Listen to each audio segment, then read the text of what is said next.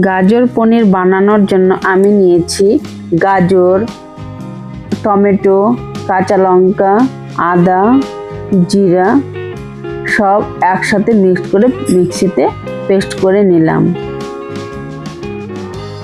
আর এদিকে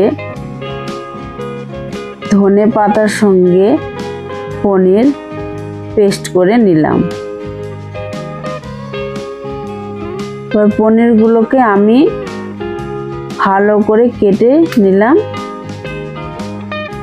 আশা করি আমার এই রেসিপিটা আপনাদের ভালো লাগবে।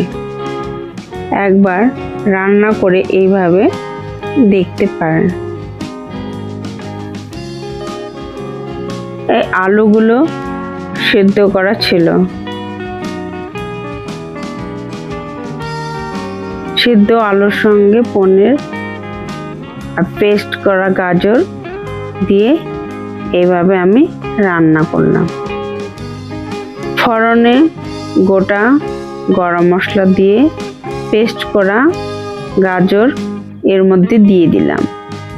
এই মশলাটা ভালোভাবে কষা হয়ে গেলে সিদ্ধ করা আলু এর মধ্যে দিয়ে লবণ হলুদ দিয়ে ভালো করে কষে নিব। ধনে পাতা পনিরের এই পেস্টটা এর মধ্যে দিয়ে দিলাম। ভেজে রাখা পনির এর মধ্যে